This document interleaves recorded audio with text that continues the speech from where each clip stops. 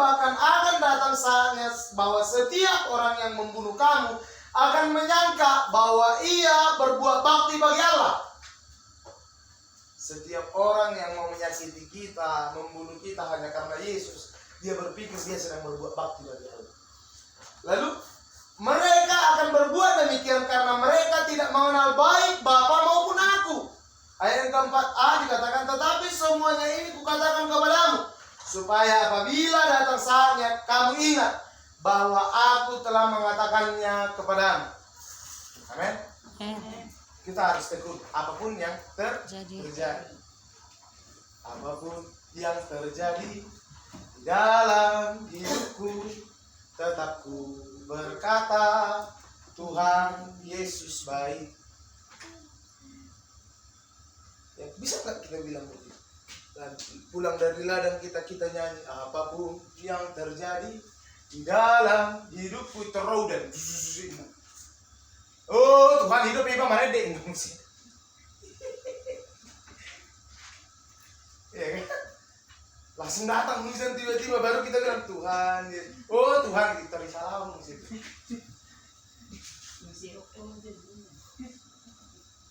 Haleluya. Kita harus diajar untuk benar-benar tekun. Saudara yang dikasih oleh Tuhan, kenapa kita harus setia dalam ketekunan di dalam Tuhan? Yang pertama adalah karena akan ada saatnya kita yang percaya kepada Tuhan dikucilkan. Ingat, ada saatnya orang yang percaya kepada Yesus dikucilkan, disingkirkan, disingkir-singkirkanlah. Yohanes 16 ayat 1 sampai 2 dikatakan, saudara yang dikasih oleh Tuhan, semuanya ini kukatakan kepadamu supaya kamu jangan kecewa dan menolak aku. Kamu akan dikucilkan. Bahkan akan datang saatnya bahwa setiap orang yang membunuh kamu akan menyangka bahwa ia berbuat bakti bagi Allah. Saudara yang dikasih oleh Tuhan, ada hal-hal yang penting yang harus kita alami. Kenapa setiap orang Kristen pergi mengurus surat-surat selalu dilama-lamakan? Betul tidak? Kalau orang Kristen pergi ke kantor camat, pergi ke sini, selalu dilama-lamakan. Sekarang ada di Pranab, saudara yang dikasih oleh Tuhan, orang Kristen nggak bisa beli tanah.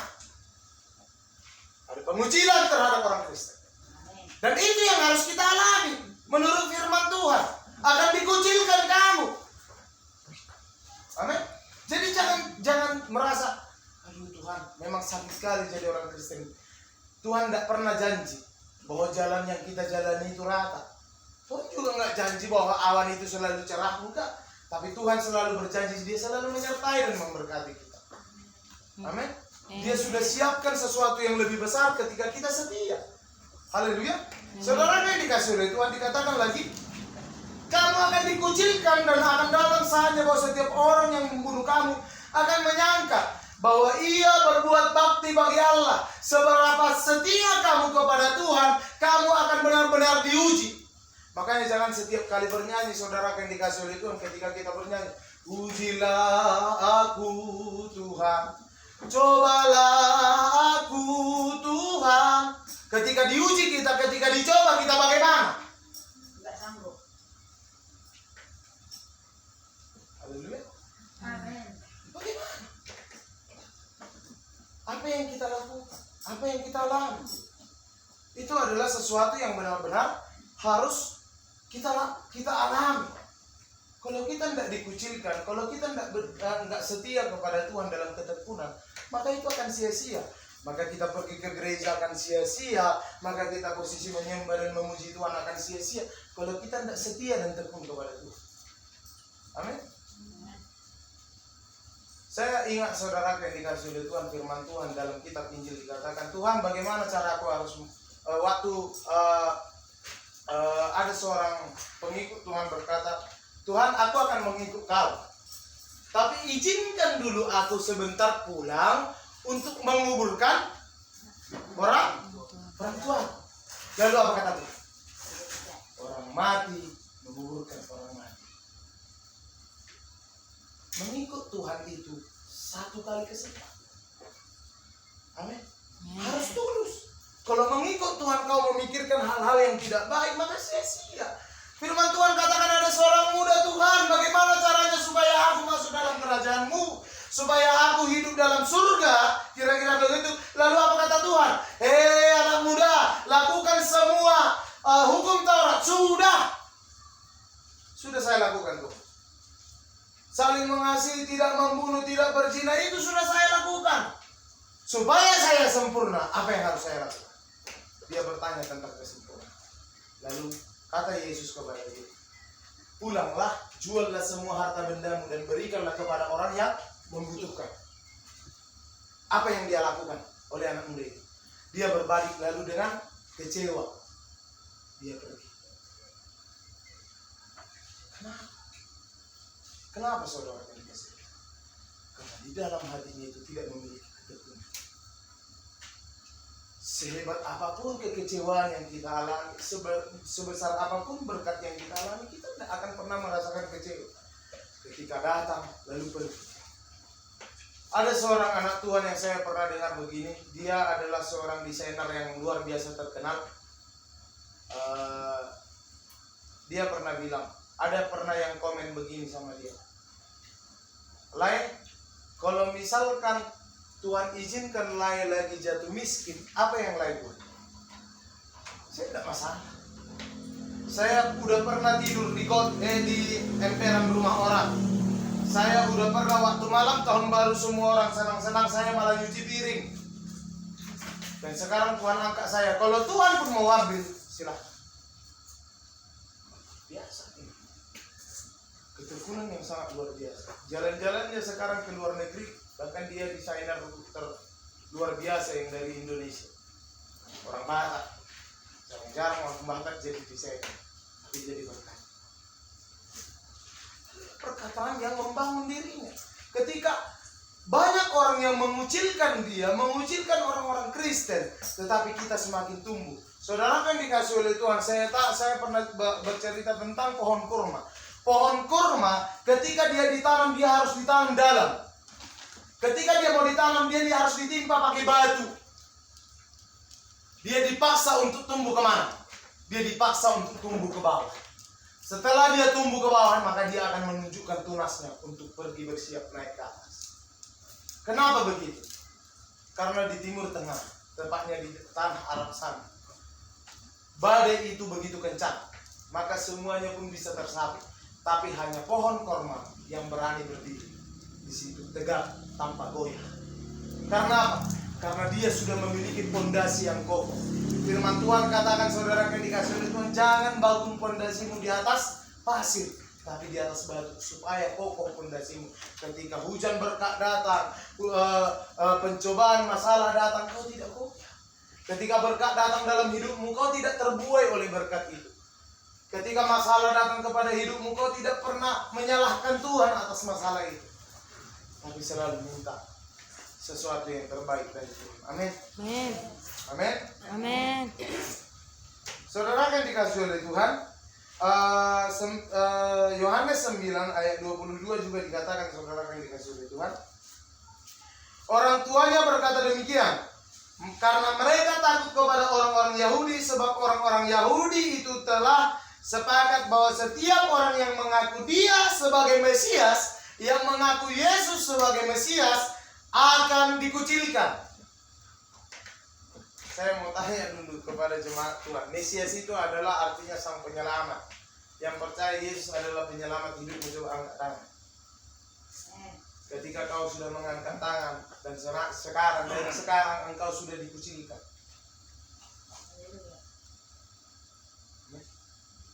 Kau harus taruh keteguhan dalam hati ini, harus siap mengalami itu. Amin. Amin. Yang kedua, saudara yang dikasih oleh Tuhan, karena banyak orang yang tidak mengenal Tuhan Yesus.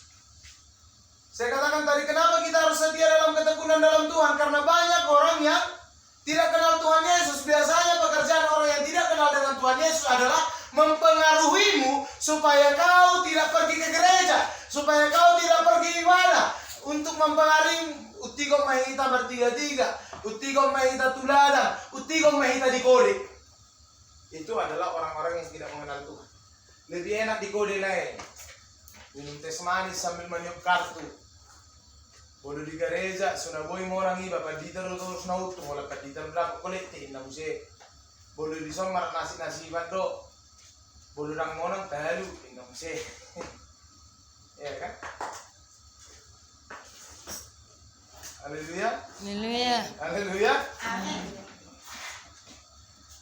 Banyak orang yang tidak kenal Tuhan mempengaruhi orang yang kenal Tuhan. Maka di sini kita harus benar-benar setia dan teguh kepada Tuhan dan tekun kepada Tuhan. Kalau banyak orang yang datang mempengaruhi kita, maka kita akan jawab dan kita harus berbalik mempengaruhi mereka. Firman Tuhan katakan, saudara yang dikasih oleh Tuhan, kebiasaan yang buruk akan merusak kebiasaan Yang baik. perilaku kita. Amin. Harus kita perbaiki. Yohanes 16 ayat 3 dikatakan juga, saudara yang dikasih oleh Tuhan, mereka akan berbuat demikian karena mereka tidak mengenal baik Bapa maupun aku. Orang-orang yang mengucilkanmu itu tidak akan, mereka akan berbuat yang demikian. Mereka tidak akan pikirkan ini dan itu. Karena apa? Karena mereka tidak mengenal Allah. Karena mereka tidak mengenal Yesus. Jadi wajar engkau diajak hari Minggu pun ke gede. Jadi wajar engkau diajak hari Minggu pun untuk kerja. Jadi wajar hari Minggu pun diajak kau pergi mancing. Haleluya. Amin. Wajar. Karena mereka tidak kenal Tuhan. Karena mereka tidak pernah dapat kasih sayang Tuhan. Mereka selalu mempersalahkan Tuhan. Orang-orang yang begini, yang berpikiran dalam hidupnya bahwa Tuhan itu tidak adil dalam hidupku. Kenapa dia hanya adil kepada orang-orang yang bergereja? Tapi pola pikirnya harus diubah. Amin. Amin. Jangan saudara berpikir ketika datang ke gereja, engkau lebih kudus daripada orang-orang yang tidak bergereja. Setitik engkau memikirkan hal itu, kau berkata, biar masuk di Korean, paling hari Minggu lah. Sebetulnya engkau sudah lebih berdosa daripada orang yang dipilihkan. Karena posisimu di situ sudah menghakimi. Tapi perbaharuilah diri kita. Amin. Amin. Perbaharui diri. Efesus 4 ayat 17 dikatakan, sebab itu kukatakan dan kutegaskan ini kepadamu di dalam Tuhan. Jangan hidup lagi sama seperti orang-orang yang tidak mengenal Allah dengan pikirannya yang sia-sia. Jangan hidup lagi, apa dikatakan? Sama seperti orang-orang yang tidak mengenal Allah dengan pikirannya yang sia-sia. Luar biasa tidak firman Tuhan? Semua saling cocok. Ada seorang anak Tuhan, semalam kami kutanya-tanya dia bahwa kerinduan dia katanya ingin jadi tentara. Dan saya doakan juga supaya dia lulus. Tapi ketika dia bilang sekolah Alkitab kayaknya seperti agak gugah hatinya. Lalu saya katakan begini, Yunus adalah seorang yang sangat dipakai oleh Tuhan. Tapi ketika dia lari ke Tarsis, Tuhan menyuruh dia pergi ke Niniwe, apa yang dia alami? Kapal yang ditompanginya dihantam ombak dan diombang-ambingkan. Lalu kru yang di kapal berkata, siapakah yang kita bawa? Akhirnya Yunus dicampakkan dan dimakan oleh ikan besar di telan. Setelah 3 hari dia di dalam perut ikan, maka dimuntahkan. Lalu dia balik lagi ke Niniwe untuk menobatkan, untuk berkhotbah di sana. Saudara yang dikasih oleh Tuhan, kalau Petrus sekali khotbah 3.000 orang diselamatkan. 3.000 orang percaya kepada Tuhan Yesus. Kalau Yunus berkhotbah, sekali dia berkhotbah, 1 kota diselamatkan. Amin. Makanya jangan pernah melawan sama Tuhan. Amin. Hanya orang yang tidak mengenal Tuhan lah yang melakukan sesuatu hal yang sia-sia. Tapi kalau kita orang yang mengenal Tuhan, kita harus hidup setia dan tekun dalam dia. Maka saya katakan kepada dia, pertanyakan kembali panggilanmu dalam hidup, supaya Tuhan nyatakan. Amin. Kalau kita tidak nyatakan itu, bagaimana Tuhan mau memberkati kita? Bagaimana Tuhan mau menyatakan kehebatannya dalam hidup kita? Haleluya. Jadi orang-orang yang tidak mengenal Allah itu adalah memiliki pikiran yang sia-sia. Jadi kalau pikiran kita nggak mau juga sia-sia, maka kenallah Allah. Makanya saya bilang saudara yang dikasih oleh Tuhan, yang tahu Jokowi semua tahu. Tapi ada nggak di tempat ini yang kenal Jokowi? Ada. Yang tahu Jokowi banyak. Tapi yang kenal dengan Jokowi secara pribadi nggak ada. Tapi tahu nggak saudara yang dikasih oleh Tuhan? Saya mau tanya kepada saudara, yang kenal Tuhan di sini ada? Ada? Nggak ada yang kenal Tuhan? Jokowi, saudara yang dikasih oleh Tuhan, tidak semua dikenalnya rakyat. Tapi Tuhan, Dia mengenal semua kita. Yang nggak mengenal Tuhan itu siapa?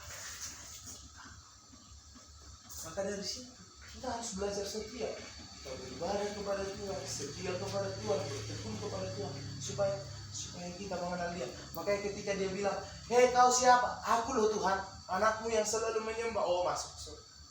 Jangan Dia bilang, hei kau siapa? Oh Tuhan, aku kan mau ngusir roh jahat demi namamu. Enggak kau, aku nggak kenal sama kamu. Sakit tidak? Sakit. Kita doakan orang sembuh. Kita usir roh jahat dari tubuh orang, pergi keluar. Tapi ketika kita diperhadapkan di pengadilan terakhir, pencatatan di buku kehidupan, kita diusir, tidak menjadi milik bagian kerjaan. Haleluya. Haleluya. Yang ketiga saudara yang dikasih oleh Tuhan, karena kita harus menunggu jawaban yang pasti. Amin. Amin.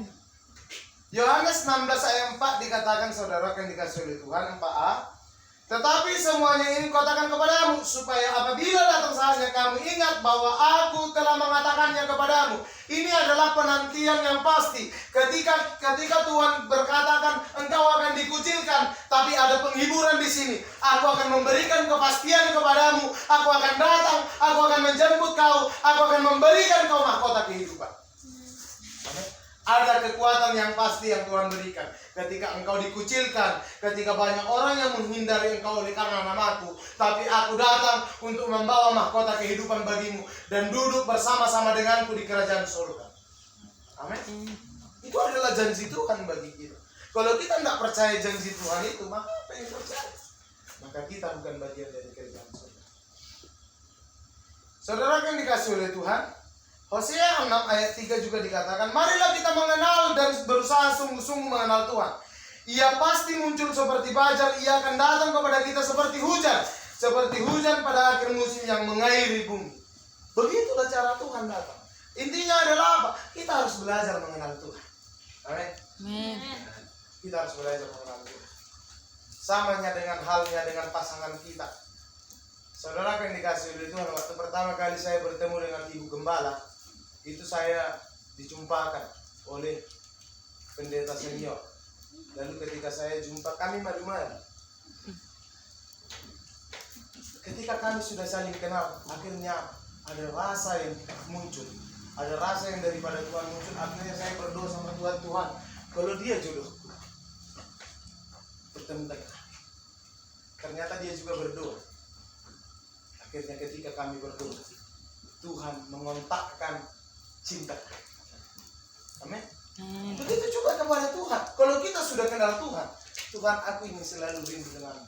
Yang pernah mengalami cinta mula-mulanya Tuhan, pasti dia tahu bagaimana pertemuan yang terbaik dengan Tuhan. Amin. Amin. Pasti tahu.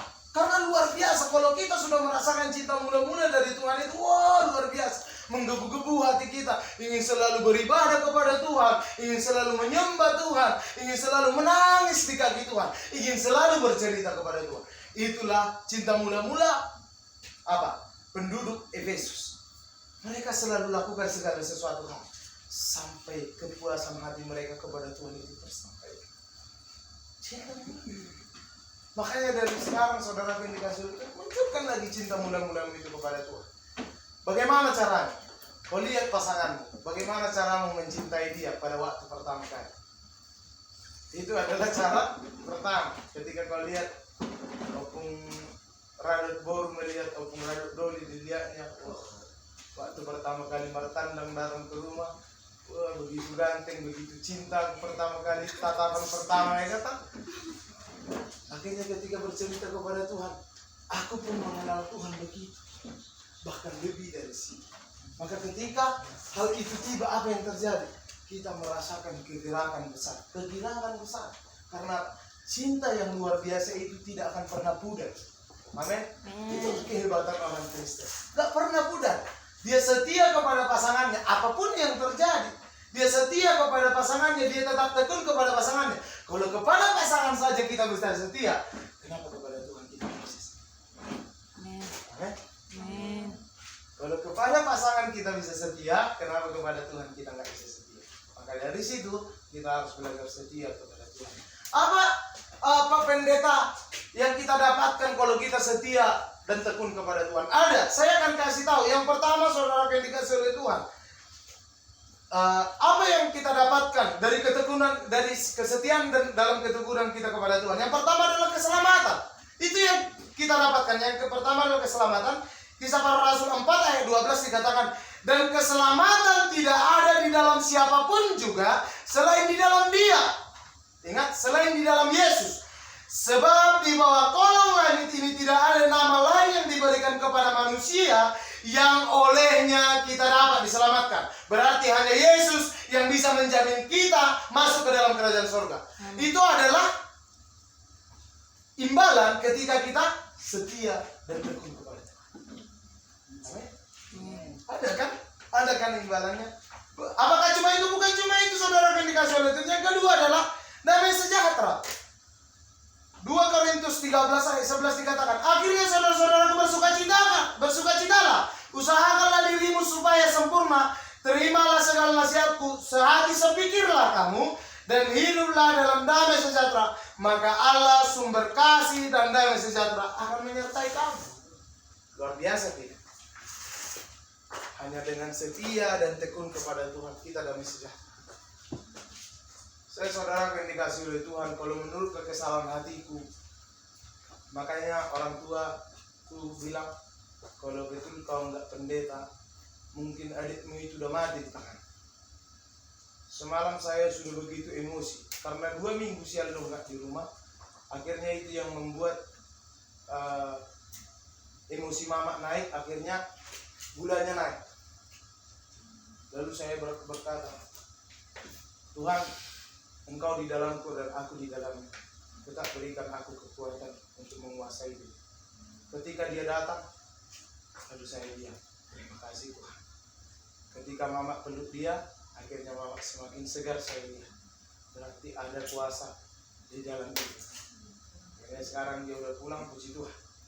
Tuhan baik. Saya tetap bisa mengontrol diri saya, walaupun kadang-kadang saya masih agak tensi, tapi saya tetap. Apalagi ada pasangan ibu gembala yang selalu menguatkan, sabar katanya. Apalagi mesti ada suara ibu gembala berdua-dua nih. Jadi itu membaik kalau bukan hati-hati toh.